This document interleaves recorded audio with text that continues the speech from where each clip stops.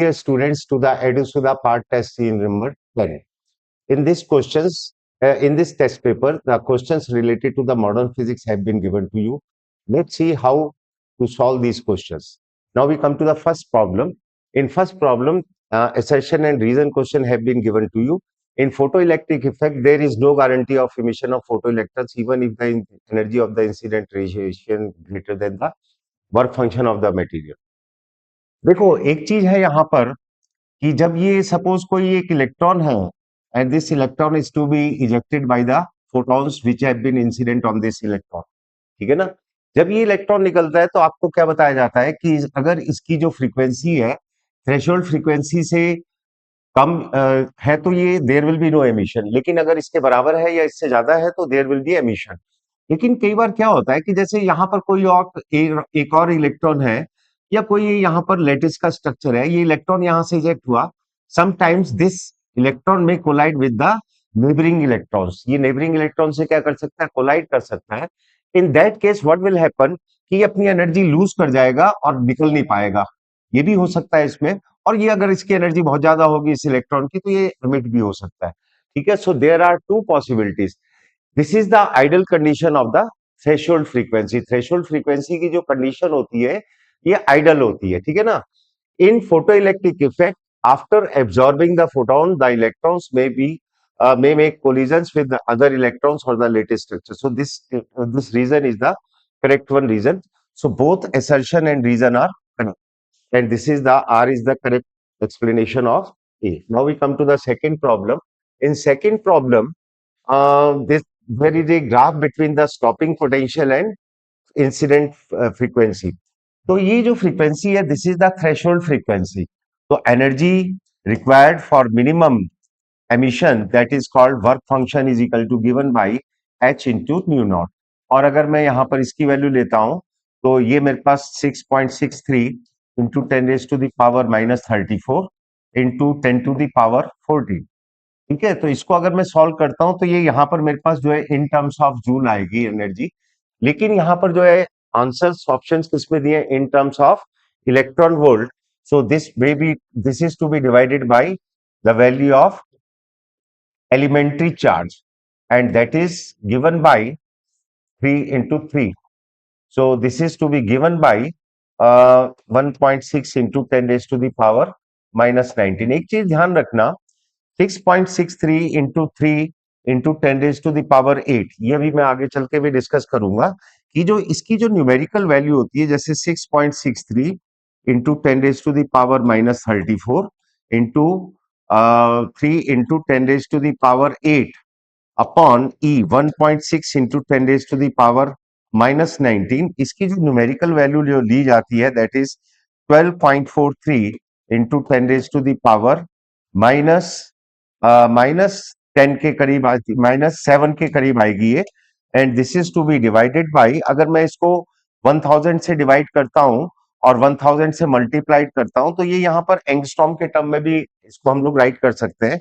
तो अगर एंगस्ट्रॉम के टर्म में आप राइट करते हो तो इसकी जो वैल्यू आती है नियरली 12440 एंगस्ट्रॉम के आसपास आ जाती है, ठीक है ना। तो ये यहाँ पर हम लोग इस कॉन्सेप्ट का यूज करें, so this numerical value comes to be, और ये यहाँ पर मेरे पास 10⁻⁻34 है, so this comes to be 1.24, ये इस रेंज के आसपास आ जाएगी। So this is the 1.24 electron volt. Now we come to the next problem. The work function of a material is 2.5 electron volt if a radiation of wavelength 4000 angstrom fall underneath the maximum kinetic energy of the emitted electron. Maximum kinetic energy of emitted electron is given by E is equal to h nu, और this is given by hc by lambda. अगर मैं यहाँ lambda metre में लेता हूँ तो ये in terms of joule आएगी, और अगर मैं इसको E से डिवाइड कर देता हूँ hc by E into lambda तो ये किसके टर्म में आ जाएगी, this may come in terms of electron volt, ठीक है। लेकिन एक चीज है यहां पर ये जो वैल्यू है ये वैल्यू नॉर्मली एंगस्ट्रॉम के टर्म में दी जाती है। तो जब भी इस तरह की कोई प्रॉब्लम होती है तो आप इसकी वैल्यू को एंगस्ट्रॉम के टर्म में ले लेना and then you have to write 12400 on lambda in terms of angstrom. तो आपको डायरेक्ट जो आंसर है वो किसके टर्म में मिलेगा, इलेक्ट्रॉन वोल्ट के। तो ये एक्सप्रेशन आपको याद रखना है, this expression is very important one, ठीक है ना। तो ये यहाँ पर अगर मैं इसको 4000 से डिवाइड करता हूँ, 12400 को 4000 से अगर मैं डिवाइड कर देता हूँ 1212, और ये 124/40, तो 12.4/4, तो 12.4/4 आ जाएगा इसकी वैल्यू। So this comes to be 3.1 electron volt. तो इसका जो आंसर है, this comes to be the second one. तो ये एक्सप्रेशन आपको थोड़ा सा ध्यान रखना है, this expression is very very important and useful while calculating such values, ठीक है ना। Now we come to the next problem number 4. A plate of mass 10 gram is in equilibrium in air due to the force exerted by the light beam on the plate. ठीक है, देखो ये कोई एक plate है और यहां से कोई आपने एक लाइट की बीम जो है इंसिडेंट की इसके ऊपर, तो ये इसके वेट को होल्ड कर सकती है if the force exerted by this beam is much greater than और equal to, if this force is equal to the mg, but this force will be given by the power, may be given by in terms of power. ये आपको मालूम है कि power जो होती है that is the rate of doing work is called power, and work done is equal to किसके बराबर ले सकते हो आप, फोर्स इंटू डिस्प्लेसमेंट, ठीक है ना। ये फोर्स इंटू डिस्प्लेसमेंट के बराबर हो सकता है, force into displacement upon time. तो this comes to be F S by T. S by T means distance upon time is equal to velocity, so this में be written as F into V. Here there is you are using the light beam, और light beam की जो speed होती है सी से given होती है, so this power may be given by, so power will be given by F into C, ठीक है। और F किसके बराबर होगा, F will be equal to mg, so this will be equal to mg into C. तो इन सब values को सब्सटीट्यूट कर दो। Mass is 10 gram, so 10 upon 1000, g is 10 and c is 3 into 10 raise to the power 8, so this comes to be, ये किसके बराबर आ जाएगा, ये आएगा आपके पास 3 into 10 raise to the power, ये कैंसिल हो गया यहाँ पर और ये भी कैंसिल हो गया, 10 raise to the power 7, so option number 2 is the correct one. Now we come to the question number 5. Light of wavelength 2000 angstrom falls on a metallic surface whose work function is this much.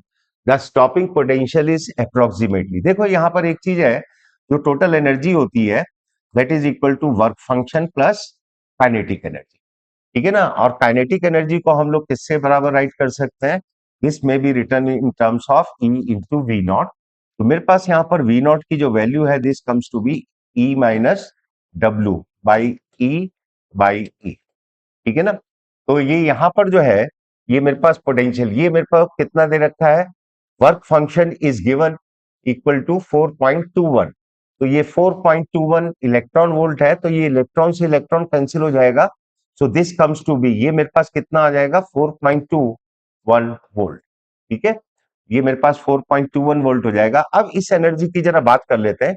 This energy is given by H C by lambda into E. अभी मैंने आपको बताया था कि अगर मैं इस value को, ये इस वाली वैल्यू को मैं किससे ले लेता हूं, अच्छा यहाँ पर एक बात और भी है, H C by lambda upon E, और ये यहाँ पर एच न्यू आया है, न्यू इज इक्वल टू क्या होता है, सी बाई लेमडा। तो इसकी वैल्यू अगर मैं एंगस्ट्रॉम में ले लेता हूं, so this is to be written as 12400 upon lambda, lambda को मैं वेवलेंथ को ले रहा हूं 2000, so this is to be 2000, ठीक है ना। और ये यहाँ पर इलेक्ट्रॉन वोल्ट में है, तो इसको मैं अगर डिवाइड कर दूंगा तो ये किसके टर्म में आ जाएगा, this will come in terms of volt, और ये वैल्यू मेरे पास कितनी आती है 1212, ये 12.4, तो ये 6.2 आ जाएगी, और 6.2 में से मैं किसको माइनस करूंगा 4.21 को, so this comes to be nearly approximately किसके टर्म में आ जाएगी, दिस विल बी 2 वोल्ट, ठीक है। अब इसका नेक्स्ट क्वेश्चन देखते हैं। नेक्स्ट क्वेश्चन बहुत ही सिंपल है। ये आपको मालूम है कि जब कोई इलेक्ट्रॉन आउटर ऑर्बिट से फर्स्ट में जंप करता है तो कौन सी, लाइमन, बामर, पास्चन, है ना। तो इन सीरीज के अकॉर्डिंगली हमारे पास कौन सी सीरीज बन सकती है, ठीक है। तो ये लाइमन जो है, ये लाइमन हो जाएगी क्योंकि फर्स्ट में आ रहा है। फिर उसके बाद बामर, बामर जो है वो किसके लिए होगी, सेकंड के लिए, Lyman, बामर, Paschen, Paschen will be for third, और फिर उसके बाद फोर्थ में आएगा तो ब्रैकेट हो जाएगी। तो कौन सा ऑप्शन इसका सही है, 1:2, 1:2, यानी कि ए जो है वो 2 के साथ ये यहां पर मैच कर रहा है, B 2 is related to B is related to 4. B is related to 4. So this option is the correct one. Okay, now we come to the next problem. Next problem is the energy of an electron in nth orbit of hydrogen atom is this much. देखो nth orbit में जो energy होती है that is given by -13.6 z square upon n square electron volt. ठीक है, ये हमारे पास energy होती है nth ऑर्बिट के लिए. अब वो कह रहे हैं energy required to excite an electron for from second orbit to the third orbit. Second orbit से किधर जाना है, उसको थर्ड ऑर्बिट में जाना है. तो जो एनर्जी रिक्वायर्ड है delta E, that will be equal to E2 minus E1. ठीक है ना, तो ये यहां पर जो है थर्ड ऑर्बिट में जाना चाह रहा है, तो -13.6. अच्छा, ये कौन एन स्क्वायर लिया है, तो इसका मतलब जेड की वैल्यू इसने ऑलरेडी कितनी ले ली है, 1 ले ली है. ठीक है, फर्स्ट ऑर्बिट nth ऑर्बिट के लिए दे रहा है यहाँ पर, तो z की वैल्यू ऑलरेडी 1 ले चुका है. तो -13.6 1/9 3 स्क्वायर थर्ड ऑर्बिट के लिए, फ्रॉम सेकेंड ऑर्बिट -1/4. इसको अगर हम वर्कआउट करें तो ये सेकेंड से थर्ड ऑर्बिट के लिए जा रहा है. So this comes to be 1.89. वैसे भी आपको मालूम होगा कि फर्स्ट ऑर्बिट में तो 13.6 होता है हाइड्रोजन में, और सेकेंड ऑर्बिट में कितना, फर्स्ट ऑर्बिट में ये सेकेंड ऑर्बिट में कितना होता है -3.4, और थर्ड ऑर्बिट में कितना होता है -1.5. अगर आप इनका भी डिफरेंस वैसे भी लेते हो तो ये लगभग 1.9 के आसपास, 8-9 के आसपास आता है. So this is the correct one option. ठीक है, now we come to the next option number 8. If the ratio of the speed of electron in n1 and n2 shell of the hydrogen like atom is given by 1/4. ठीक है, एक चीज ध्यान रखनी है, जो वेलोसिटी होती है nth ऑर्बिट में that is directly proportional to z by, और यहाँ पर इसने रेशियो दिया है, तो z तो सेम मिलेगा लेकिन अलग अलग ऑर्बिट के लिए इसकी वैल्यू अलग अलग हो जाएगी. ठीक है, when n1 by n2 can be, तो n1 बाई n2 का इसने रेशियो पूछा है. So this is 1 v2 by v1 is equal to किसके बराबर हो जाएगा, n1 बाई n2. तो v2 बाई v1 लेना है मेरे को, मतलब सेकेंड ऑर्बिट नेक्स्ट और फर्स्ट में, तो ये रेसिप्रोकेट इसको कर देते हैं. तो this comes to be 1/4. So it's option number third will be correct one. Now we come to the next problem. A hydrogen atom initially in the ground state absorbs a photon and is excited to n is equal to 3 level when the wavelength of the photon is nearly. ठीक है ना, ground state में है वो शुरू में, और फिर वो एक फोटोन उसने ऑब्जर्व किया, तो एक्साइट किस में हो गया, वो n is equal to 3 में हो गया. Then the wavelength of the photon is nearly, तो उसने जो एमिट होने वाला फोटोन है उसके बारे में उसने पूछा है. तो देखो एक चीज है यहाँ पर E2 माइनस E1. ठीक है, मैं ये यहाँ पर लेता हूँ इसको E2 माइनस E1. तो ये मेरे पास जो है किसके बराबर आता है, दिस कम्स टू बी -13.6, और ये Z जो है वो तो 1 ही रहेंगे हम लोग. तो this will B 1/9 -1/, ground state के लिए 1 स्क्वायर करूंगा तो ये 1 ही हो जाएगा. So this comes to be, ये मेरे पास कितना आ जाएगा इसमें 9 - 1. और फिर अच्छा एक चीज है यहाँ पर, मेरे को जो है वो वेवलेंथ फाइंड करना है. तो ये मैं अगर डेल्टा इसको एज्यूम कर लेता हूँ, डेल्टा इज इक्वल टू किसके बराबर होगा, SC बाई लेमडा. अगर मैं ये लेमडा लेता हूं तो ये किसके टर्म में आएगा, जूल के टर्म्स में. यहाँ पर ऑप्शंस में मेरे को एंगस्ट्रॉम के टर्म में दे रखा है. अभी मैंने आपको बताया था कि अगर आप इसकी जो एनर्जी है वो आप इलेक्ट्रॉन वोल्ट में निकालना चाहते हो, तो और ये वेवलेंथ किस में ले लेते हो, लेमडा में, एंगस्ट्रॉम के टर्म में ले लेते हो. तो this comes to be in terms of electron volt, और ये भी हमारे पास किसके टर्म में आ रही है, इलेक्ट्रॉन वोल्ट्स के टर्म में आ रही है. तो मैं ये यहाँ पर इसकी वैल्यू सब्सटीट्यूट कर देता हूँ, तो ये मेरे पास आ जाएगी 13.6, और ये 1 - 9 मीन्स 8/9. ठीक है ना, तो ये यहाँ पर 8/9 कर देता हूं, तो 13 ये प्लस में हो जाएगा, और ये हो जाएगा इंटू 8/9. तो मैं यहाँ पर वेवलेंथ को फाइंड कर सकता हूँ. तो ये मेरे पास वैल्यू जो आएगी ये लगभग लगभग इसके आसपास आ जाएगी, 12400 अपॉन 13.6, 13.6 इंटू 8, और ये हो जाएगा मेरे पास 9. तो ये वैल्यू जो है मेरे पास लगभग लगभग किसके आसपास आती है, ये आएगी आपके पास 1026 एंगस्ट्रॉम के आसपास की वैल्यू आती है हमारे पास. ठीक है ना, और इसमें जो है इसका ऑप्शन नंबर सेकंड जो है वो करेक्ट हो जाएगा। नंबर 10, ठीक है। The ionization potential of hydrogen atom is 13.6 volt. ठीक है, ये जो आयोनाइजेशन पोटेंशियल दे रखा है, this is given for the ground state. Ground state का मतलब फर्स्ट ऑर्बिट। तो फर्स्ट ऑर्बिट के लिए इसने आयोनाइजेशन पोटेंशियल कितना दिया है? 13.6। तो नेक्स्ट के लिए क्या हो जाएगा? That will B 13 second orbit के लिए क्या हो जाएगा? 13.6 upon 2 square. How much energy is needed to be supplied to ionize the hydrogen atom from the first excited state? First excited state का वैसे भी मतलब क्या हो जाएगा? Second orbit.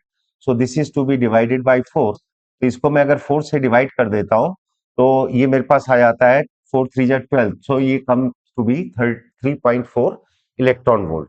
ठीक है, तो इसका option number third is the correct one. Now we come to the next problem Number 11. Ionization potential of hydrogen atom is 13.6. When hydrogen atom is in the ground state are excited by a supply of 12.1 electron volt, then number of spectral lines emitted by the hydrogen atoms. ठीक है, पहले तो ये देखना पड़ेगा, ये तो ground state का हो गया, ठीक है, ये तो क्लियर है हमें। ये देखना पड़ेगा कि ये कौन सा ऑर्बिट है, ठीक है ना, कि इसको कितनी एनर्जी दी उसने? 12.1 इलेक्ट्रॉन वोल्ट दी, तो वो कौन से ऑर्बिट में आ जाएगा? सो दिस कम, ये लूंगा मैं इसमें -13.6 प्लस इतनी एनर्जी उसको कितनी दी है? 12.1 इलेक्ट्रॉन वोल्ट। ये फर्स्ट ऑर्बिट की एनर्जी हो गई, इतनी उसको आपने प्रोवाइड की है। तो अब जो रिमेनिंग एनर्जी होगी, दिस कम्स टू बी, ये हो गया 5 और ये हो गया 1.5 माइनस का इलेक्ट्रॉन वोल्ट। ठीक है ना, ये दोनों एनर्जी का इसका मतलब जो इलेक्ट्रॉन है वो फर्स्ट ऑर्बिट में था पहले, तो उसको जब इतनी एनर्जी दी तो वो कौन से ऑर्बिट में आ जाएगा? ये जो एनर्जी होती है, this is the energy for the third orbit. ये आपको मालूम है, -13.6 is the energy for electron volt for first orbit. Second orbit के लिए कितनी होती है? -3.4 इलेक्ट्रॉन वोल्ट। और थर्ड ऑर्बिट के लिए कितनी होती है? -1.5 इलेक्ट्रॉन। इसका मतलब इलेक्ट्रॉन जो है वो फर्स्ट ऑर्बिट से कहां पर आएगा? थर्ड ऑर्बिट में आएगा। थर्ड ऑर्बिट के लिए देखते हैं कितनी स्पेक्ट्रल लाइन। ये n = 1 है और ये n = 3 है। तो ये यहां से यहां आ सकता है और फिर ये यहां से यहां जंप कर सकता है, या फिर ये यहां से यहां डायरेक्ट आ सकता है। तो number of spectral line will be 3। So its option number second is the correct one. Now we come to the next problem number 12. For hydrogen atom, the figure indicates the energy level diagram and the origin of 6 spectral lines in the emission spectrum. ठीक है, विच of the following spectral line will have the maximum wavelength? अच्छा, जो energy होती है that is given bye hc by lambda.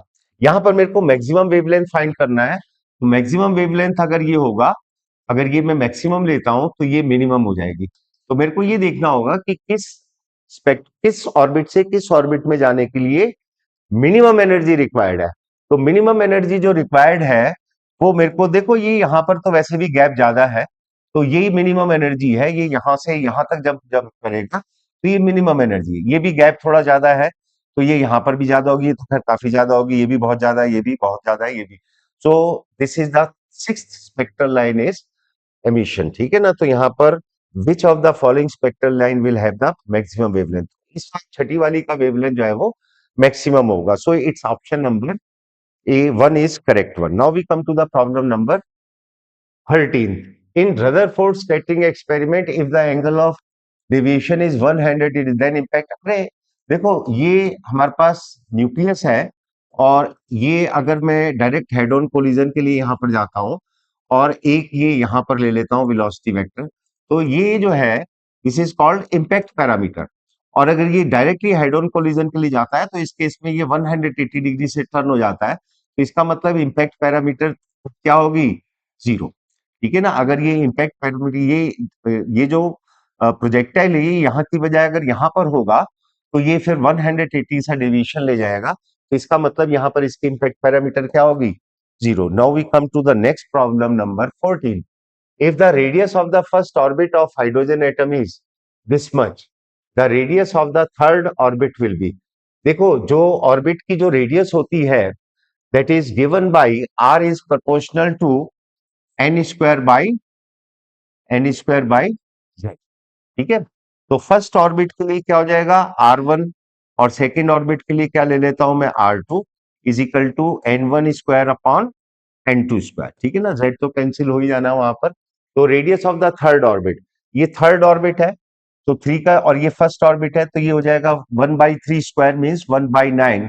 So radius of the third orbit will be 9 times of radius of the first orbit. तो 9 times, इसको 9 से multiplied कर दो, 9 5 जा 45, तो ये आंसर आ जाएगा आपके पास 47.61। Now we come to the problem number 15। Read the following statement, assertion reason से रिलेटेड क्वेश्चन है। For nuclear fusion reaction very high temperature is required. Yes, nuclear fusion जो है सिर्फ और केवल तभी पॉसिबल होता है जब टेम्परेचर और प्रेशर दोनों ही क्या हो, बहुत हाई हो। ठीक है, अगर हाई नहीं होगा तो ये टेम्परेचर और प्रेशर अगर हाई नहीं होंगे तो ये जो न्यूक्लियर फ्यूजन रिएक्शन है ये इनिशिएट ही नहीं हो पाएगी, स्टार्ट ही नहीं हो पाएगी। इसीलिए अभी तक इसको हम लोग कंट्रोल्ड वे में नहीं फाइंड कर पाए हैं, ठीक है ना, मतलब इसका लिए हमें कंट्रोल्ड मैनर में हम इसको अभी नहीं कर सकते हैं, फ्यूजन को, फिशन हो जाता है। Reason only a high temperature the fusing nuclei get enough energy to overcome the electrostatic repulsion between them। Obvious सी बात है कि उनके बीच में रिपल्सिव फोर्स होता है तो वो दूर रहते हैं। जब वो रिपल्सिव फोर्स खत्म हो जाएगा तो दोनों एक दूसरे के पास आकर के क्या होंगे, बाउंड हो जाएंगे, तो ये फ्यूजन हो जाएंगे, यानी कि दोनों एक साथ चिपक करके वो लाइटर न्यूक्लियाई जो है वो हैवी न्यूक्लियस को फॉर्म करते हैं। तो फ्यूजन के लिए इलेक्ट्रोस्टैटिक फोर्स ऑफ रिपल्शन के अगेंस्ट में आना बहुत जरूरी होता है, इसलिए वो टेम्परेचर बहुत हाई किया जाता है। तो this reason is the correct one.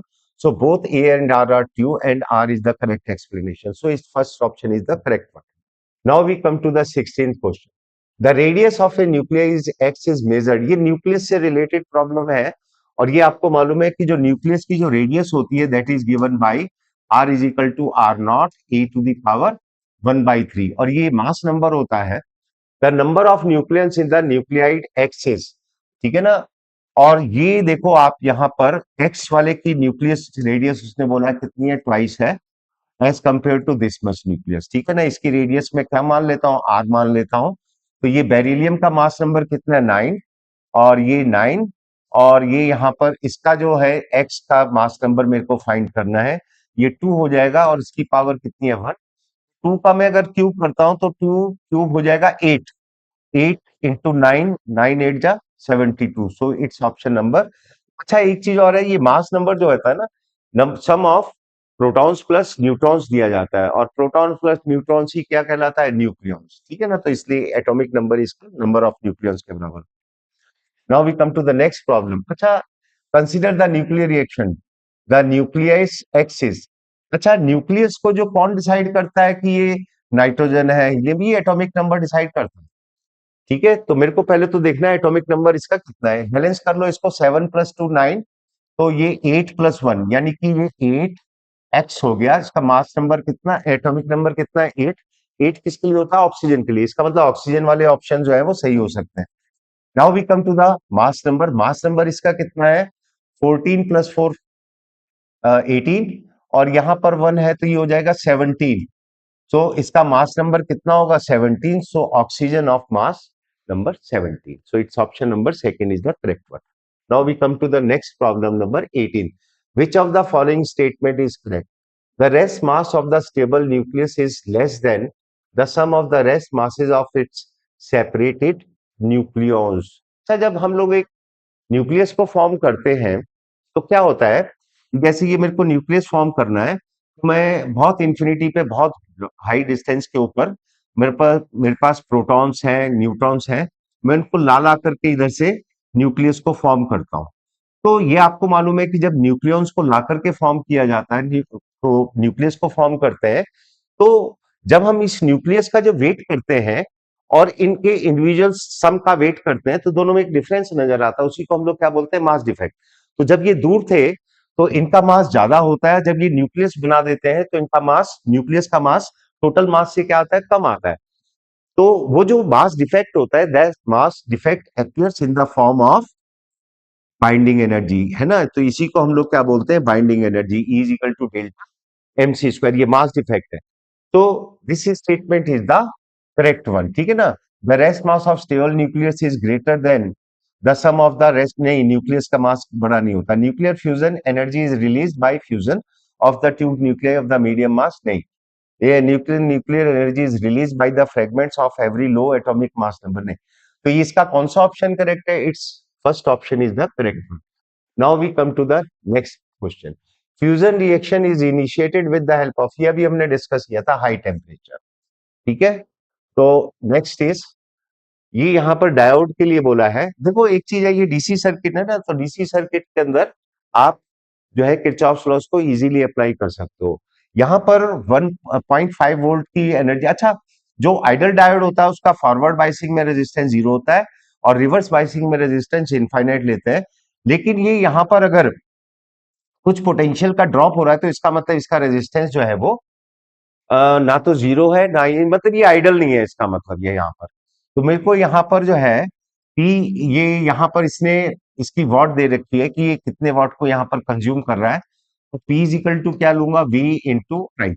ये 100 मिली वॉट लिया है, तो 100 इंटू 10⁻³ मिली वॉट। और वोल्टेज कितना ड्रॉप हो रहा है यहाँ पर, 0.5। और ये करंट हो गया मेरे पास आई, तो मेरे पास यहाँ पर इससे करंट की वैल्यू आ जाएगी सर्किट के अंदर, ठीक है। ये मेरे पास 0.5 का मतलब 1/2 और ये 10⁻, तो ये करंट आएगा आपके पास 0.2 एम्पियर, ठीक है। ये करंट आ गया। ये वोल्टेज है 1.5, इसका 0.5 तो यहाँ हो गया, तो यहाँ पर कितना वोल्टेज रह गया, 1 वोल्ट। तो 1 वोल्ट, तो मेरे पास यहाँ पर मेरे को आर की वैल्यू फाइंड करनी है, so R will be equal to V by I. So this will be 1/0.2, और 0.2 का मतलब ये डेसिमल ऑफ 10, ये आ जाएगा 5 ohm. So this is the 5 ohm, it's the answer, ठीक है। Now we come to the problem number 21st। In 21st problem, ये यहां पर इसने जो है वो लॉजिक गेट्स लिए हैं। ये जो है हमारे पास एंड गेट है, और एंड गेट के लिए जो है ये हमारे पास क्या होता है, इसका A इंटू बी, ठीक है ना, A इंटू बी। और ये A इंटू बी अगर यहाँ पर 1 है, यहाँ पर 1 है, तो ये यहाँ पर 1 इंटू 1 कितना आएगा, 1। लेकिन ये नॉट लगा हुआ है साथ में, क्योंकि ये यहाँ पर ये दिया हुआ है इसने, ठीक है ना, ये नॉट है। तो 1 इंटू 1 की आउटपुट तो 1 होती है, लेकिन नॉट गेट होने की वजह से यहाँ पर 0 आ, यहाँ पर 0 आएगा, तो यहाँ पर कितनी पहुंचेगी, 1। फिर ये यहाँ पर 1 है तो नॉट लगा हुआ है, तो ये यहाँ पर क्या हो जाएगी, 0, 1 0। और ये कौन सा गेट है, और गेट। और और गेट में क्या होता है, A प्लस बी, ठीक है ना। तो ये 1 प्लस 0 कितना हो जाएगा, 1। सो ये आउटपुट विल बी 1। तो 1 किस किस में है, ये हमारे पास एक तो इसमें है, एक इसमें, पहले वाले गेट के लिए, ठीक है ना, ये और ये तो 0 0 दे रखे हैं इसने। ये नॉट गेट है तो 0 का यहाँ पर हो गया 1, ये भी नॉट गेट है, ये 0 का हो गया यहाँ पर 1। और ये नैंड गेट है हमारे पास। अभी जैसे मैंने यहाँ पर नैंड गेट में लिया था 1 1 का, ये यहाँ पर कितना किया था, 1 किया था, तो फिर ये कितना हो गया था, 0। तो ये यहाँ पर जो है 1 1, और ये मेरे पास आ जाएगा यहाँ पर ये 1 1, और ये 1 1, नहीं सॉरी, ये 1 है, ये 0 है यहाँ पर, है ना। तो ये 1 0 का जो ये यहाँ पर आएगा आउटपुट, वो कितना आ जाएगा, वो 1 आ जाएगा, ठीक है। ये मेरे पास कौन सा गेट है, ये है और गेट, नॉर गेट, है ना। तो नॉर गेट में क्या होता है, ये 1 है, ये 1 है, तो ये यहाँ पर भी 1 आएगा, 1 का फिर नॉट हो जाएगा, तो ये नॉट हो गया, तो ये यहाँ पर कितना आएगा मेरे पास, 0। फिर ये यहाँ पर 1 है, और ये यहाँ पर क्या आ गया, 1। ये एंड गेट है, एंड गेट में क्या होता है, 0 इंटू 1, तो यहाँ पर भी क्या हो जाएगा, 0। सो ये 0, ये 1, और ये भी 1, तो 1 0 1 1 1 1 0, ठीक है। So it's option number third is the correct one. Now we come to the next problem. अच्छा, वैसे जो लॉजिक गेट्स की प्रॉब्लम्स है उसको अगर कोई बच्चा मैथमेटिक्स का स्टूडेंट है वो तो बुलियन अलजेब्रा से सॉल्व कर सकता है, लेकिन बायो वाले स्टूडेंट्स को थोड़ा सा प्रॉब्लम भी हो सकती है। अगर आप में से कोई उससे करना चाहे तो वो भी कर सकता है। The number of charge carriers concentration in silicon at, यहाँ पर इसमें डोपिंग नहीं की, ये सिलिकॉन लिया है इसने, डोपिंग नहीं की है। तो डोपिंग के केस में इंट्रिंसिक कैरियर कंसंट्रेशन, यानी कि इलेक्ट्रॉन्स और होल्स, इन दोनों की कैरियर कंसंट्रेशन क्या होती है, इक्वल होती है।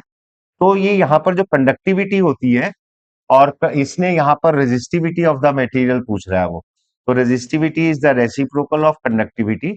और कंडक्टिविटी किससे दी जाती है, E, mu E into N E plus mu H into N H, ठीक है ना। तो ये यहाँ पर ये दोनों तो टर्म बराबर हो गए, NiPi, क्योंकि नंबर ऑफ इलेक्ट्रॉन्स और number of holes intrinsic character उसमें सेम ही होते हैं, तो ये हो जाएगा E इंटू Ni। ठीक है, ये कॉमन ले लेता हूँ, mu E plus mu H, और इसका फिर मैं रेसिप्रोकल करूंगा, तो E की वैल्यू 1.6 इंटू 10⁻⁻19, और Ne की वैल्यू जो है कितनी दी है इसने, 1.56, 1.56 इंटू 10⁻16, और mu E plus mu H इन दोनों को ही ऐड कर दो, तो 55639, और 1 फिर वो 0 हो जाएगा, तो ये आ जाएगा 112, तो ये 0.2 आ जाएगी ये वैल्यू 0.2।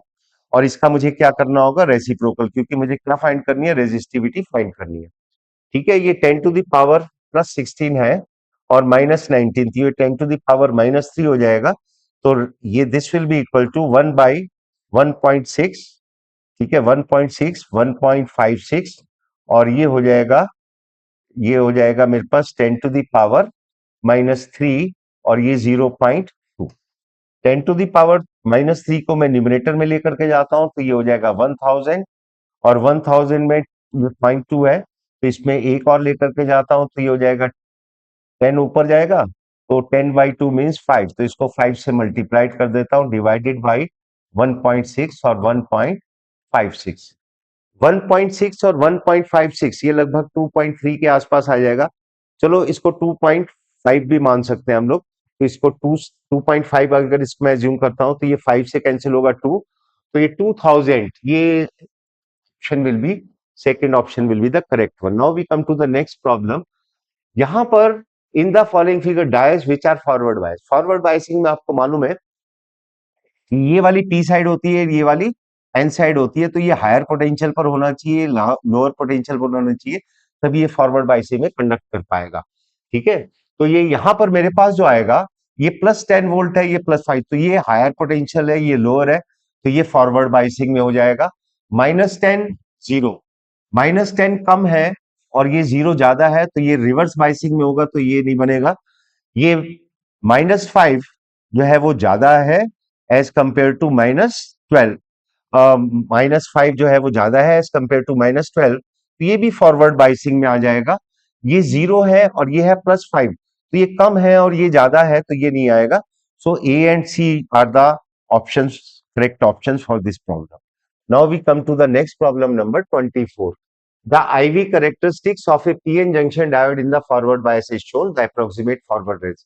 देखो, अगर मेरे पास कंडक्टर होता है तो कंडक्टर में तो VI ग्राफ स्टेट होता है, लेकिन यहाँ पर सेमीकंडक्टर्स में जो है ये स्टेट नहीं होता है, तो ये इसका रेजिस्टेंस कंटिन्यूसली चेंज होता है, तो यहाँ पर हम लोग डायनामिक रेजिस्टेंस फाइंड करते हैं। Dynamic resistance is determined for the very small potential difference. ठीक है ना, तो बहुत कम पोटेंशियल डिफरेंस के लिए हम इसको फाइंड कर सकते हैं, तो ये मैं ले लेता हूं यहाँ पर 2.1, तो इन दोनों का पोटेंशियल डिफरेंस कितना हो गया, 0.1, तो R will be equal to delta V upon delta I, इसको हम लोग डायनेमिक रेजिस्टेंस बोलते हैं, तो इस पोर्शन के लिए हो गया 0.1, और ये वैल्यू जो है डेल्टा आई, ये मिली एम्पियर में, यूनिट्स का थोड़ा सा ध्यान रखना, ये तो वोल्ट में था, ये हो जाएगा 400 मिली एम्पियर, तो 400 मिली एम्पियर, मिली का मतलब 10 टू द पावर -3, तो ये 10 टू द पावर -3 मतलब ये 1000 ऊपर जाएगा, तो 100/400,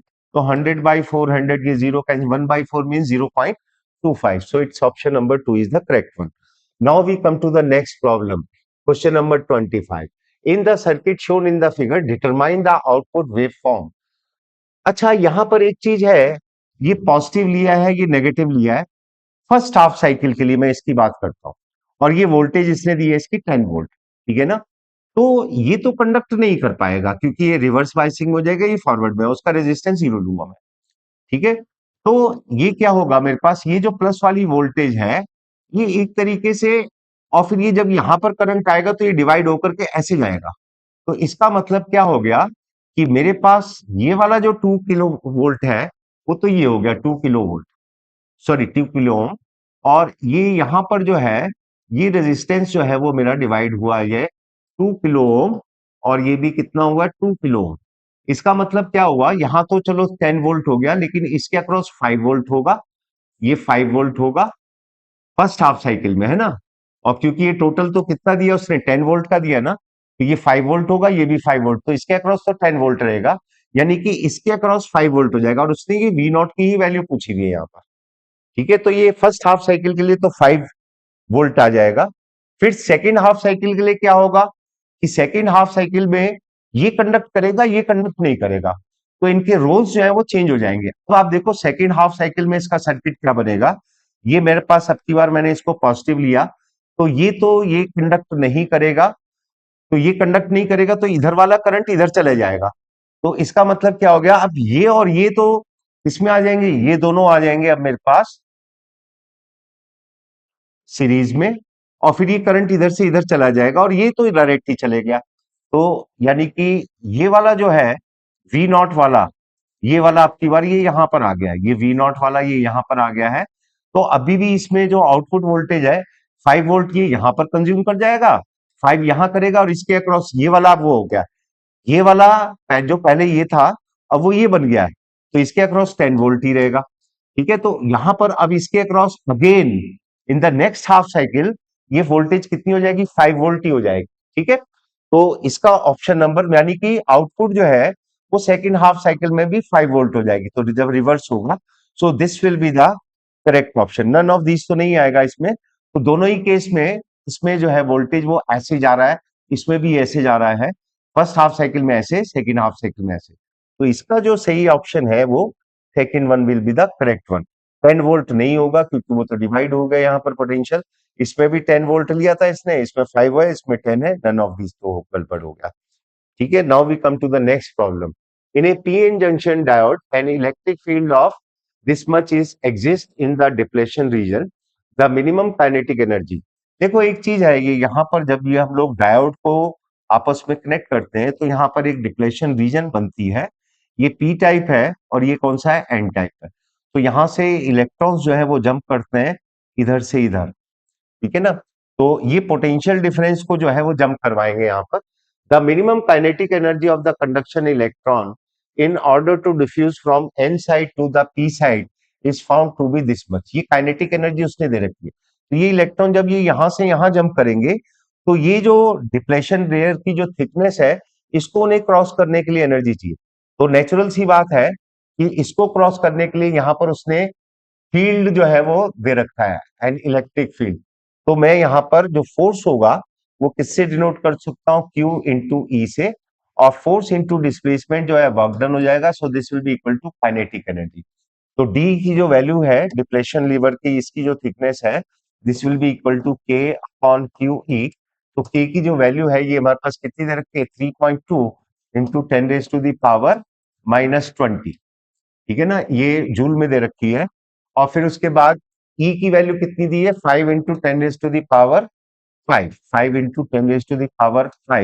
और क्यू की जो वैल्यू है दिस इज 1.6 इंटू 10⁻90।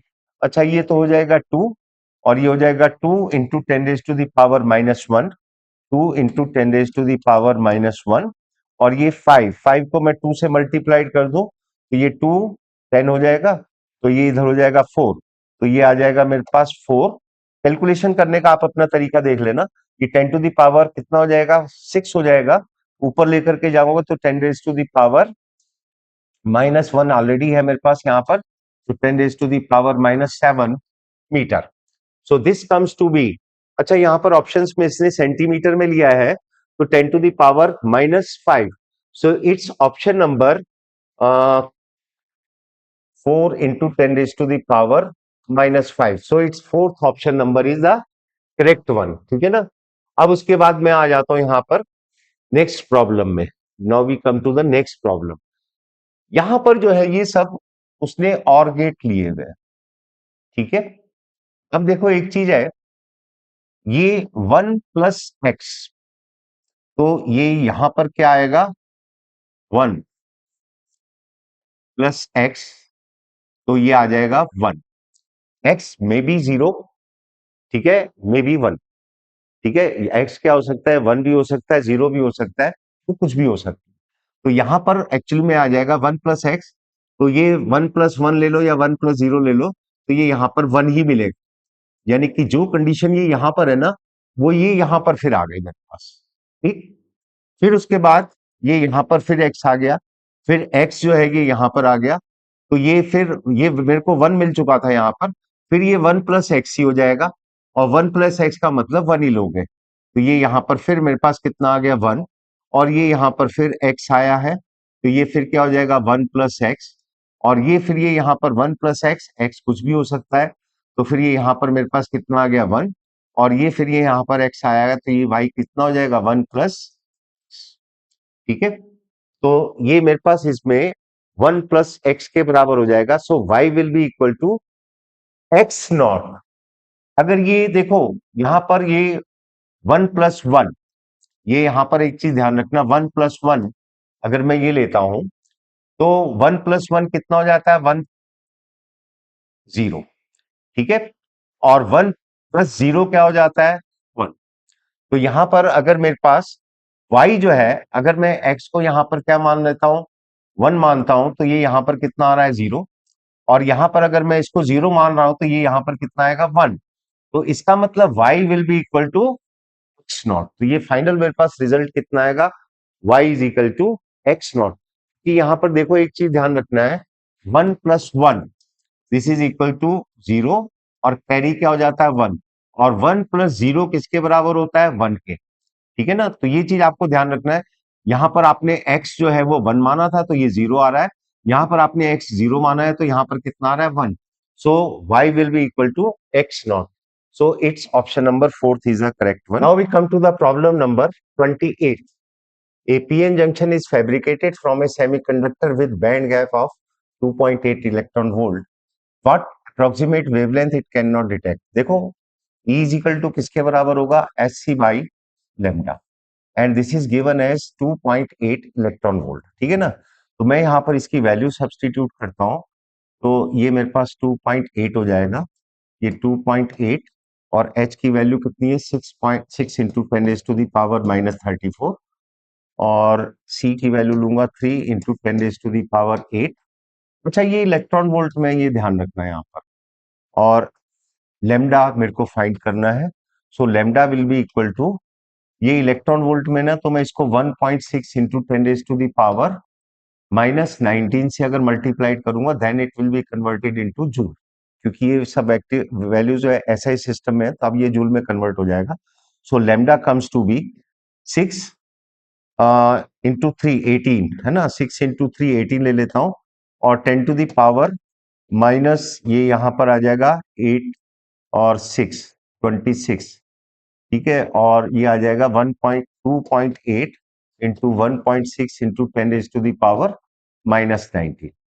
मैं इसको अप्रोक्सीमेटली, ये 16 1.6 है, ये 18 है, तो ये थोड़ा सा 10 से ज्यादा होगा, थोड़ा सा 10 से ज्यादा 11 मान लेते हैं, ये कितना है हमारे पास, ये है 2.8, 10 अपॉन 2.5 मान लो तो ये 4 के करीब आ जाएगा, अगर मैं इसको 10 मानता हूँ, इसको 2.5 मान लेता हूँ, तो ये 4 के करीब आ जाएगा 4, और ये आ जाएगा 10 to the power -7, 10 to the power -7, this will be in terms of meter, means this will be equal to 4000 angstrom, 4000 angstrom means 400 nanometers, so this will be the option, okay. Now we come to the next problem number 29. Consider the following statements. The resistance of an ideal diode in forward bias condition is 0. In a half rectifier, the load current flows only for every half cycle of the input. बिल्कुल सही बात है. Statement C is in the breakdown region, the Zener diode behaves as a constant voltage source. Breakdown region, ठीक है ना, ये reverse biasing में होगा, तो ये स्टेटमेंट भी क्या है, ये स्टेटमेंट भी करेक्ट है, और ये भी आपको मालूम है कि जो हाफ वेव रेक्टिफायर होता है उसमें हाफ साइकिल में तो कंडक्ट करता है, लेकिन हाफ में नहीं करेगा जब वो रिवर्स बायस में होगा, और statement resistance of an ideal diode, forward bias में इसका रेजिस्टेंस हम लोग 0 लेते हैं, ठीक है ना, तो it's option is 1 is correct one. Now we come to the next problem. यहां पर जो है ये मेरे पास एक डायोड है, जब ये 0 पर होगा, ये 0 पर होगा, तो ये कंडक्ट नहीं करेगा, ठीक है ना, और अगर मैं इसको यहां पर 1 पे ले लेता हूं, एक को मैं 1 पे ले लेता हूं, ए को, तो ये यहां से यहां कंडक्ट कर देगा वाई में, लेकिन ये तो खैर कंडक्ट नहीं करेगा, मतलब कहने का ये है कि ये 0 0 पे ये 0 हो जाएगा, A 0 B 0 तो Y भी 0 होगा। अगर मैं A को 1 लेता हूं, B को 0 लेता हूं, तो ये कंडक्ट करेगा। ये Y है, ये A है और ये B है। तो मैंने A को 1 पे लिया है, तो ये कंडक्ट कर देगा यहाँ पे, ये कंडक्ट नहीं करेगा क्योंकि रिवर्स बायस में होगा, ये फॉरवर्ड में। और अगर मैं इसको 0 लेता हूं और इसको क्या लेता हूं 1, तो इसको मैंने जब 1 लिया तो ये कंडक्ट कर देगा, ये कंडक्ट नहीं करेगा। तो 0 1 पे ये 1 आ जाएगा, 1 1 पे होंगे तो ये दोनों ही कंडक्ट करेंगे, तो ये 1 1 पे 1 आ जाएंगे। तो आप देख लो इसका कौन सी लॉजिक टेबल है इसके अकॉर्डिंगली। 0 0 1, 0 0 पे 0 ही रहना चाहिए, ये 0 0 पे 0 ये है, ठीक है, ये भी है। 0 1 तो ये 1 होना चाहिए, बाकी लास्ट के तीन 1 1 1 1 1 1 1 लास्ट तीन, तो ये हमारा ऑप्शन जो है वो करेक्ट वन हो गया। Now we come to the next point. Consider the following statements 1 and 2. Identify the correct statement. Zero diode is designed to operate under the reverse bias in the breakdown region. Statement 2. Light emitting diode is a heavily doped PN junction which under forward bias emits spontaneous radiation. ठीक है ना, तो ये यहाँ पर जो है दोनों ही स्टेटमेंट देखा जाए तो करेक्ट है। Zener diode is design to operate under the reverse bias, वो तो रिवर्स बायस के लिए है ये जीनर डायोड, आपको मालूम है, और in the breakdown region. Statement 2, light emitting diode is heavily doped PN junction. LED जो होता है वो पीएन जंक्शन हैवीली डोप्ड होता है अंडर फॉरवर्ड बायस कंडीशन। तो ये फॉरवर्ड बायस में वर्क करता है और ये रिवर्स बायस में करता है, ठीक है ना। एलईडी रिवर्स फॉरवर्ड बायस में काम करता है और जीनर रिवर्स बायस में, तो बोथ स्टेटमेंट्स आर करेक्ट। तो ये दोनों का ऑप्शन बन जाएगा, option number 1 will be the correct one. Now we come to the problem number 32। ठीक है, प्रॉब्लम नंबर 32 पे आते हैं।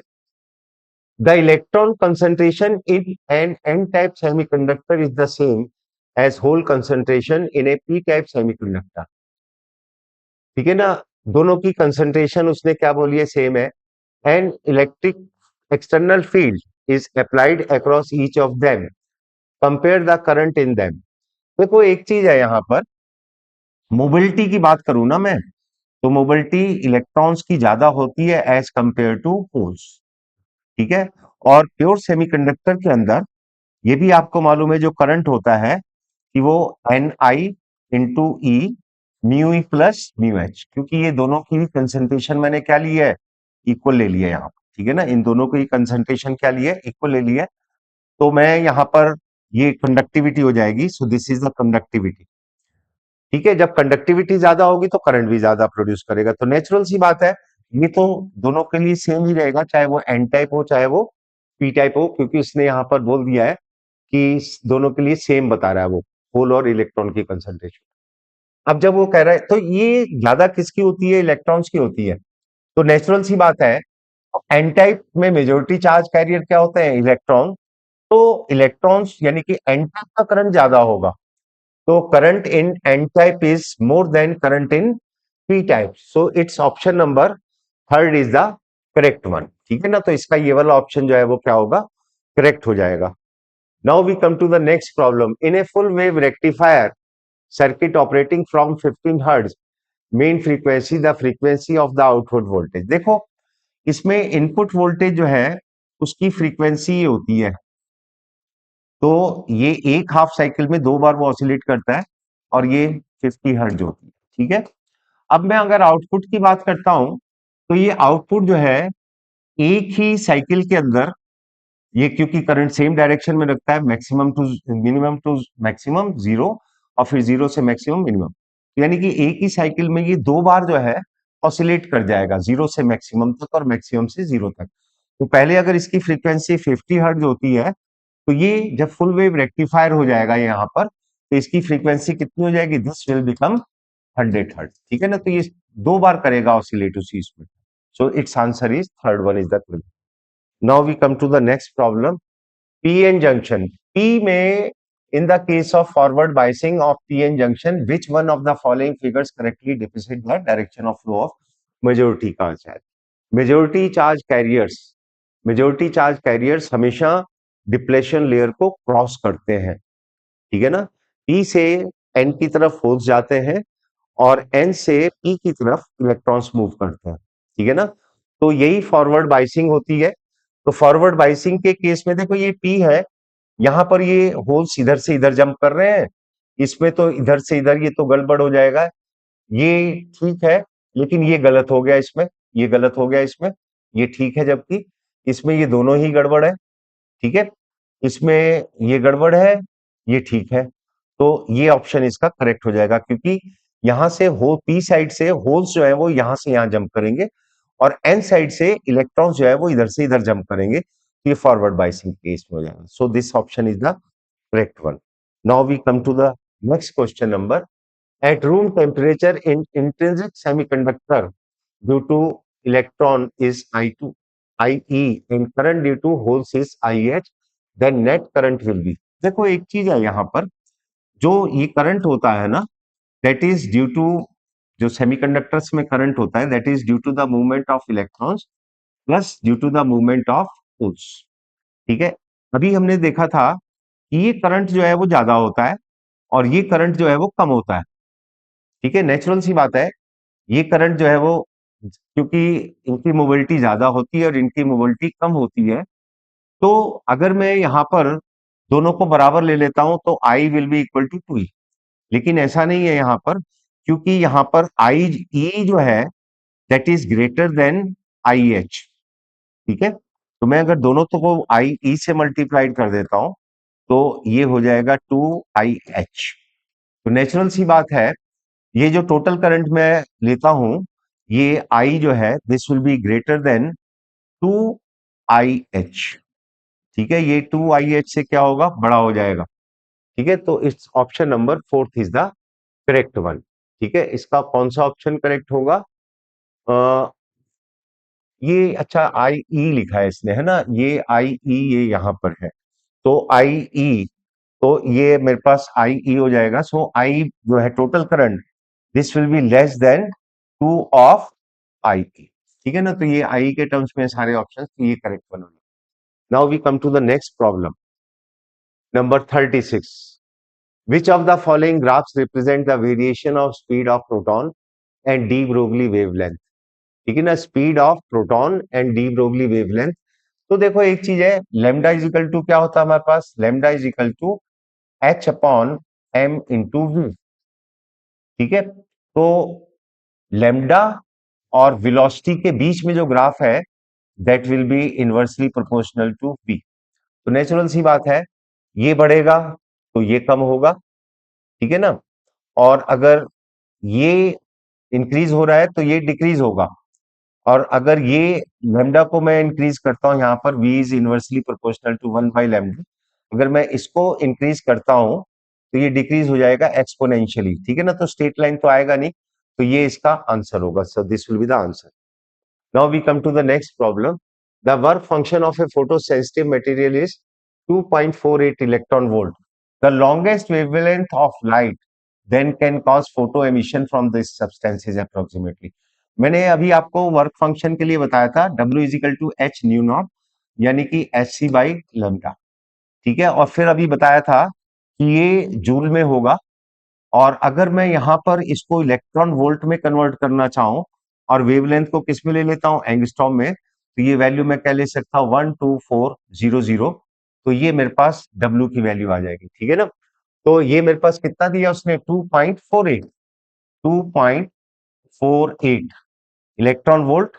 ये मैंने इलेक्ट्रॉन वोल्ट के टर्म में राइट कर दिया, और ये मेरे पास वेवलेंथ जो है किसके टर्म में आ जाएगा, एंगस्ट्रॉम में आ जाएगा। तो 12400 अपॉन 2.48, तो 2.48 को अगर मैं यहाँ पर मल्टीप्लाइड कर देता हूँ तो ये मेरे पास 2 से, ये 2.48, तो ये आ जाएगा मेरे पास 2, ठीक है ना। तो ये 5 नैनोमीटर, 500 नैनोमीटर, ये मेरे पास आ जाएगा यहाँ पर।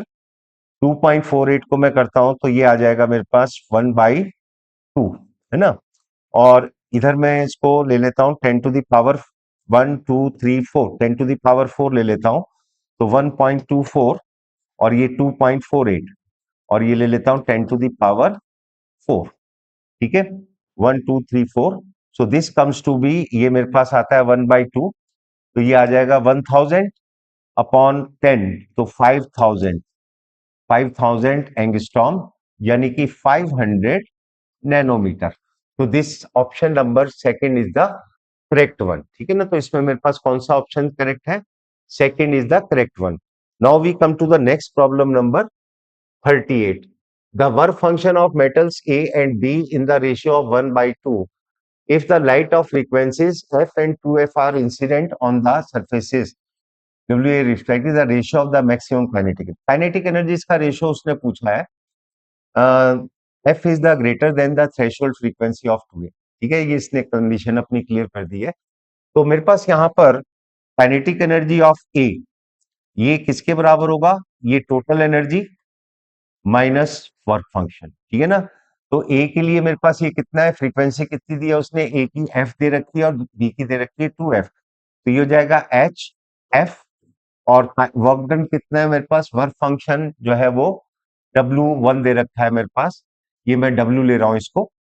और सेकंड का बी का जो हो जाएगा, this will B H into 2F।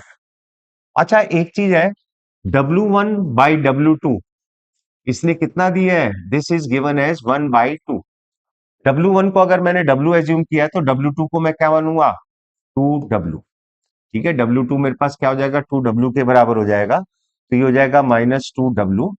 तो ये हो जाएगा मेरे पास, this will be equal to 2 common ले लेता हूं, तो एच एफ माइनस डब्ल्यू। और एच एफ माइनस डब्ल्यू किसके बराबर है? K A K. So this comes to be 2 KA। अब इनका रेशियो जो है ये आपके पास आ जाएगा के बाई के बी। के बाई के बी जो है इसकी वैल्यू कितनी आती है मेरे पास? This comes to be 1/2। So it's option number 2 is the correct one. Now we come to the next problem. The following parameters is same for all hydrogen-like atoms and the ions in their ground state.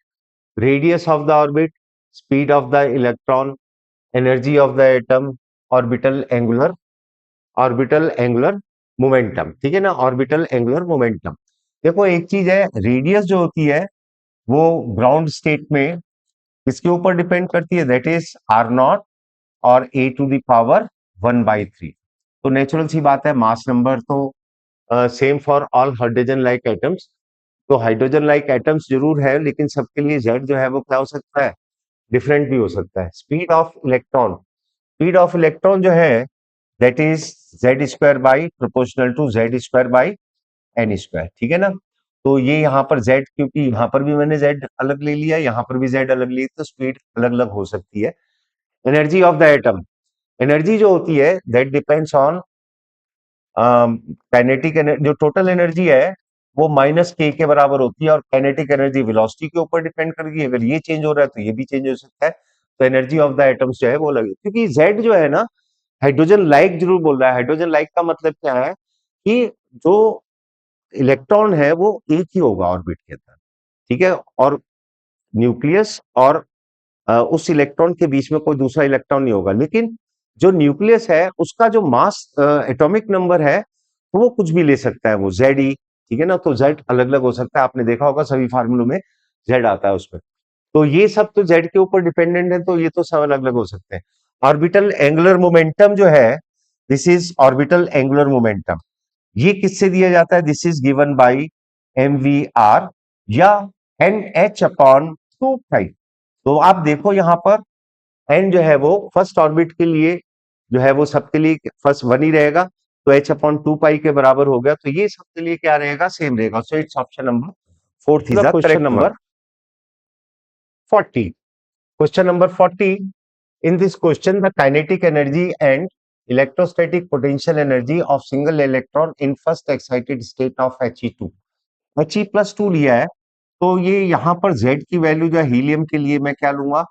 2 लूंगा। ठीक है ना, atomic number क्या लूंगा? 2 are respectively. देखो जो energy है that is -13.6 total energy Z² upon n² से दी जाती है, और ये नेगेटिव ऑफ काइनेटिक एनर्जी के बराबर होती है। तो इससे मेरे पास काइनेटिक एनर्जी आ जाएगी, ये आपको मालूम है ऑलरेडी। ठीक है ना, तो Z की वैल्यू मेरे पास 2 है, और यहाँ पर फर्स्ट एक्साइटेड स्टेट को बोला है, तो n की वैल्यू भी क्या हो जाएगी? 2।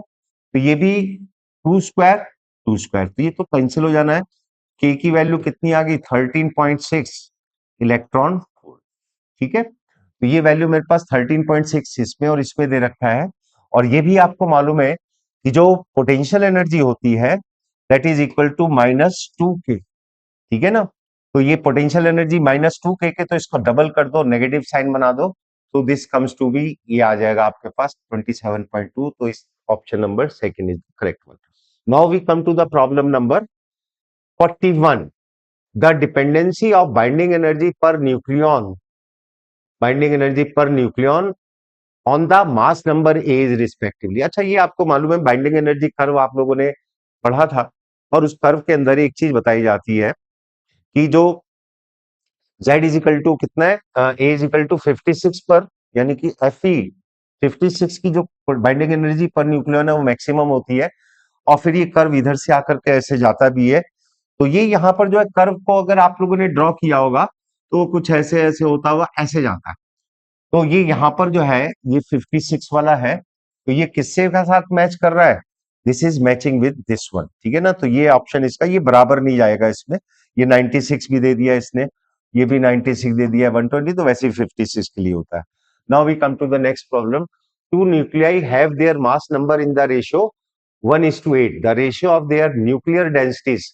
अच्छा, न्यूक्लियर डेंसिटी कोई भी न्यूक्लियस ले लो, सबकी सेम होती है, ये आपको बताया गया होगा। हाँ, रेडियस जो होती है वो न्यूक्लियस की अलग अलग होती है। तो कोई सा भी न्यूक्लियस ले लो, सबकी डेंसिटी सेम होती है, तो और उससे फर्क नहीं पड़ेगा मास नंबर से। So density ratio will be 1:1। Now we come to the question number.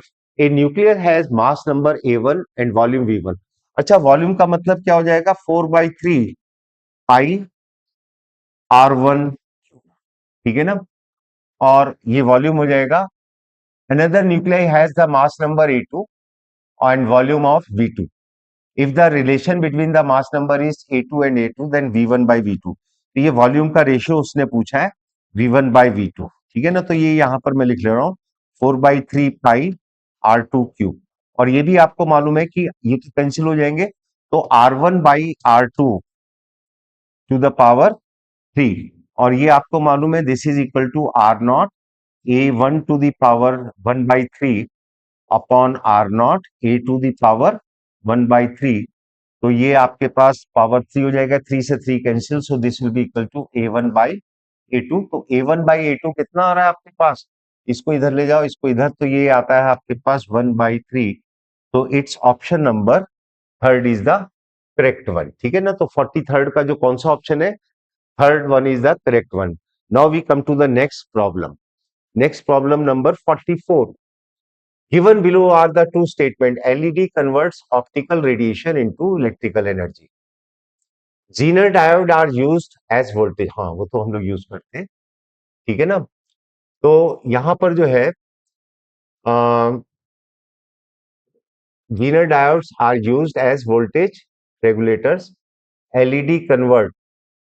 तो इसमें यहां पर स्टेटमेंट नंबर 2 जो है वो तो करेक्ट है, और एलईडी जो होता है वो लाइट को एमिट करता है ना, तो कन्वर्ट्स ऑप्टिकल रेडिएशन इनटू, ये तो गलत होगी स्टेटमेंट, ये सही है। तो ये मेरे पास आ जाएगा स्टेटमेंट 1 इज करेक्ट नहीं, statement 2 is correct and 1 is incorrect. ये तो सही बात कह दी, बोथ स्टेटमेंट है नहीं, तो इसका option number 2 is the correct one, ठीक है। Question number 45। In question number 45 we have to match the column 1 with column 2। A into B, ये आपको मालूम है कौन सा गेट होता है, एंड गेट, कोई प्रॉब्लम नहीं। तो ये आपका मैच हो जाएगा फोर्थ के साथ। A प्लस बी कौन सा होता है, और गेट, तो ये आपका मैच हो जाएगा किसके साथ, 1 के साथ, ठीक है। फिर उसके बाद A0 इंटू B0।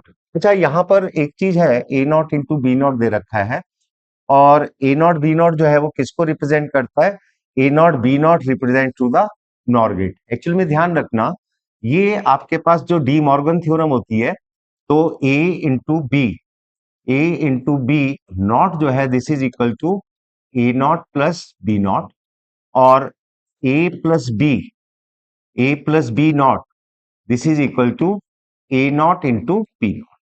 ये आपको ध्यान रखना है, ये किसके लिए होता है, A और B तो हो गया एंड गेट, तो ये हो गया नैंड गेट के लिए, ठीक है ना। ये हो गया नॉर गेट के लिए, क्योंकि A प्लस बी और गेट के लिए होता है, तो ये नॉर गेट के लिए हो जाएगा। A इंटू बी किसके लिए होता है, एंड गेट के लिए, उसका नॉट करोगे तो ये किसके लिए हो जाएगा, नैंड गेट के लिए। ठीक है, तो ए नॉट बी नॉट जो है ये किसके लिए होगा, this will be for NAND gate, और A not into B not किसके बराबर होगा, this will be equal to NOR gate. तो ये आपको थोड़ा सा ध्यान रखना है डी मॉर्गन थ्योरम में, ठीक है ना। ए इंटू बी एंड गेट, और एंड का नॉट कर दो तो नैंड, ये इसके बराबर होता है। ए प्लस बी हो गया आपका और गेट, और इसका नॉट कर दो तो ये हो जाएगा नॉर गेट, ठीक है ना। तो ये आपको थोड़ा सा ध्यान रखना है। तो इसमें कौन सा ऑप्शन जो है वो करेक्ट है, इसी को देख लेते हैं यहाँ पर। ये तो पहला और दूसरा ये तो आपके इसके साथ मैच कर जाएंगे। ए नॉट बी नॉट ये हो जाएगा आपका नॉर गेट, ठीक है ना। तो ये सेकंड के साथ हो गया। सी इज रिलेटेड टू 46, ठीक है ना। In question number 46, a photo detector used to detect the wavelength of 6200 nanometer has energy gap. ये मैंने आपको बता रखा है कि E is equal to किसके बराबर हो गया, एच सी बाई लैम्डा। और अगर आपने यहाँ लैम्डा जो है एंगस्ट्रॉम में ले लिया और ये एनर्जी इलेक्ट्रॉन वोल्ट में ली है, तो आपको जो क्वेश्चन में लेनी होगी वैल्यूज 12400 अपॉन वेवलेंथ इन एंगस्ट्रॉम। तो ये आपके पास इलेक्ट्रॉन वोल्ट में एनर्जी होती है। और अगर आपने यहाँ पर 1240 लिया तो वेवलेंथ किस में ले लो, नैनोमीटर में ले लो, और ये एनर्जी किस में होती है, इलेक्ट्रॉन वोल्ट में। तो मेरे पास यहाँ पर नैनोमीटर में दे रखा है वेवलेंथ, तो मैं यहाँ पर 1240 डिवाइडेड बाई 6200 करता हूं तो ये मेरे पास इलेक्ट्रॉन वोल्ट में आ जाएगी, क्योंकि नैनोमीटर में मैंने ले लिया यहाँ पर। तो ये आ जाएगा 62, ये 12.4, तो 62 so this comes to be 0.2 electron volt. तो इसका मतलब जो एनर्जी गैप है वो कितना होना चाहिए, 0.2 electron volt. So it's first option is the correct one. Now we come to the problem number 47. Problem number 47. In 47, Zener diode breakdown in a semiconductor diode occur when forward current exceeds certain value, reverse bias voltage exceeds certain value, ठीक है ना। Zener diode जो है वो आपका हमेशा किस में वर्कआउट करता है, वो हमेशा रिवर्स में करता है। तो फॉरवर्ड बायस वाले तो दोनों ऑप्शन वैसे भी गड़बड़ हो गए। Reverse bias voltage exceed certain value, हाँ इसी में वो वर्कआउट करता है कि Zener diode a breakdown in a semiconductor diode occurs when reverse bias voltage exceeds a certain value. So this option is the correct one. ठीक है ना, तो इसका ऑप्शन नंबर 2 जो है वो करेक्ट हो जाएगा। Now we come to the next question. Which among the following is the correct symbolic representation of the photodiode?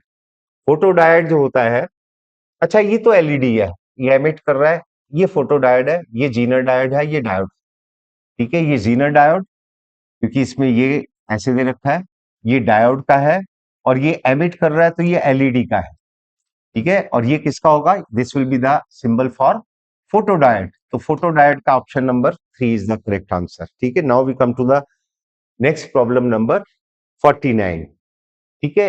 The given plot represent the IV characteristics for a semiconductor device.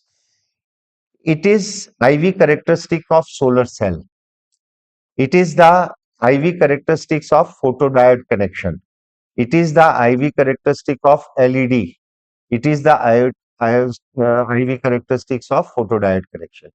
इसमें एक चीज है यहाँ पर कि जो सोलर सेल होता है, सोलर सेल के लिए हमारे पास ये वैल्यू जो है ये किस में आती है, अगर मैं इसका प्लॉट रिप्रेजेंट कर सकता हूँ आई और वी का, तो ये मेरे पास इस टाइप से आता है।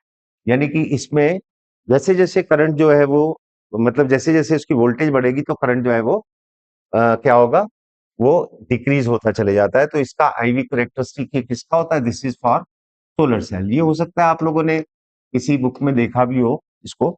और फॉरवर्ड बायस के केस में photodiode connection in the forward bias, forward bias में तो ये वैसे भी ग्राफ इधर हो जाता है, ठीक है ना। LED in forward bias, LED forward bias इस साइड में होता है, तो ये रिवर्स बायस होगा, ठीक है ना। ये किसका होगा, रिवर्स बायस में होगा, और ये भी किसका होगा, फोटोडायोड का। सो this is the fourth option is the correct one, ठीक है ना। तो ये ध्यान रखना है कि फॉरवर्ड बायस के कर तो इधर आना, इधर तो रिवर्स बायस का आना, तो फॉरवर्ड बायस के तो ये दोनों ऑप्शन गलत हो गए। और सोलर सेल का जो होता है वो ये होता है वीआई करेक्टरिस्टिक, ठीक है ना। So it's option number 4 is the correct one. Now we come to the 50th problem, that is the last problem. Which of the following statement is incorrect? Incorrect statement आपको बतानी है, ये ध्यान रखना। और pure silicon doped with pentavalent impurity gives an N type semiconductor, ये तो सही है, तो ये ऑप्शन नहीं बनेगा क्योंकि एन टाइप ही देता है। Minority carriers in a P type semiconductors are electrons, ये भी बात सही है, तो ये भी ऑप्शन नहीं बनेगा क्योंकि ये दोनों तो करेक्ट करेक्ट में दे दिए उसने। Majority carriers in an N type semiconductors are electrons, ये भी बात सही है, एन टाइप में इलेक्ट्रॉन्स की होती है majority. Pure germanium doped with trivalent impurities gives a n type semiconductor, नहीं ट्राइवेलेंट जब मिक्स किया जाता है impurities की फॉर्म में तो n टाइप नहीं बनता है, p टाइप बनता है। n टाइप जो है वो तब बनता है जब पेंटावेलेंट impurities होती है। So this statement is the wrong one, so this will be the answer of 50th problem. ठीक है, तो इस तरीके से अगर आप ध्यान से देखो तो ये बहुत ज्यादा, बस इसमें थोड़ी सी कैलकुलेशन है, और कैलकुलेशन के लिए मैंने आपको जो एक ट्रिक बताया ना वो जरा ध्यान रखना। E is equal to H C by lambda के केस में 12400 आप लेते हो तो वेवलेंथ लेमडा में ले लेना, तो ये एनर्जी जो है इलेक्ट्रॉन वोल्ट में आएगी। और 1240 लेते हो तो ये वेवलेंथ जो है वो नैनोमीटर में ले लेना, तो एनर्जी इलेक्ट्रॉन वोल्ट में आती है। ठीक है ना, तो ये मैंने देखा है इसमें बहुत काफी यूज होता है। बस इसमें इतना ही है इस टेस्ट पेपर में।